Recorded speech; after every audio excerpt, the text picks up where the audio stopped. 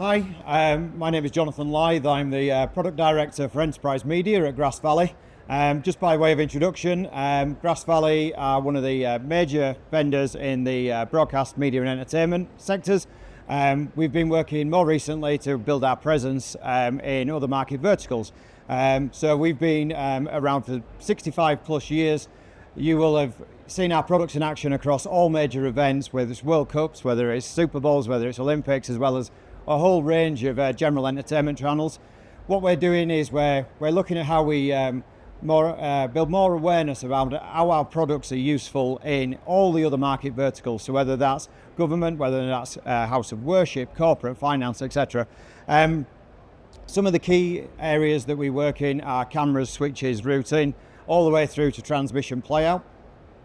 What we've been showing at Infocom this year on the hardware side have been our latest K-frame innovation. So that's our large format switches, including integrations with Daktronics and their show control system. So we can now, for large venues, sporting arenas, we're able to trigger all of the graphics in the venue and in the broadcast feeds all directly from the switches. So that's one of the big innovations that we've been showing in the first half of 2026.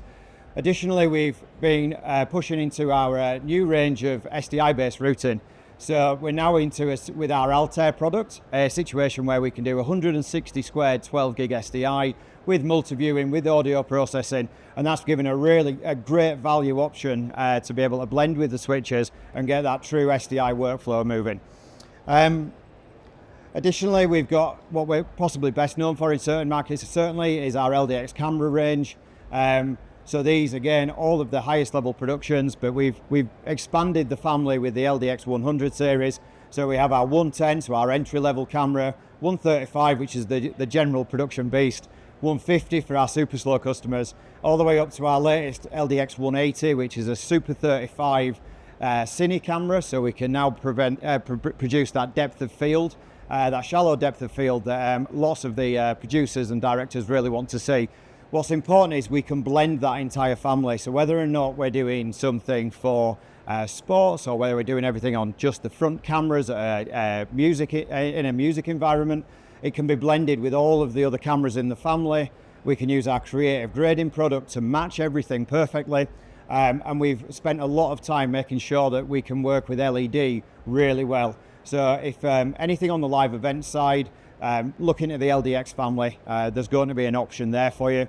We also produce everything in a shoulder format and a compact format, so we can match the same sensors regardless of whether or not you want to use this handheld or whether or not it needs to be on a wire camera, Steadicam, or a hothead. So lots to look into with the LDX range. Whilst we've had all of this history in hardware products, around 10 years ago we decided that we wanted to look into how we can apply a software mindset to everything that we do. So that led to the invention of the AMP platform, so the Agile Media Processing Platform.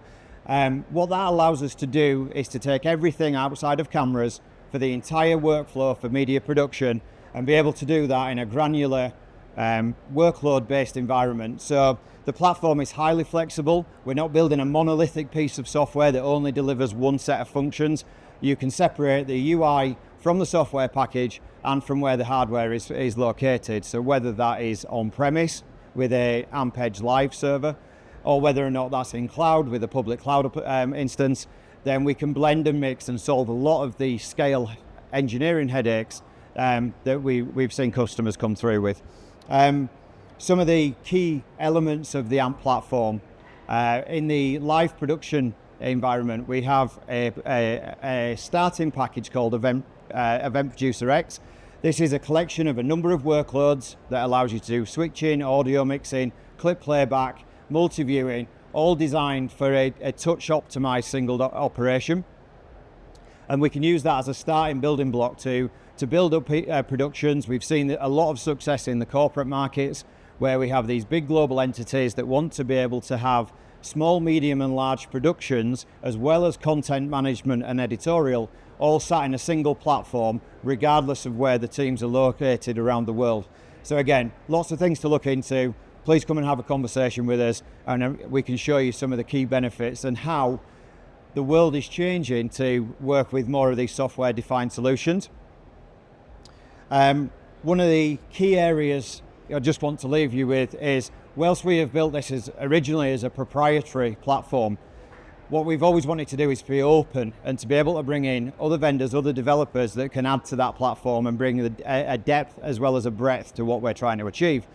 In the last 18 months, the Dynamic Media Facility project has become a key talking point in not only the broadcast industry, but also other media production verticals.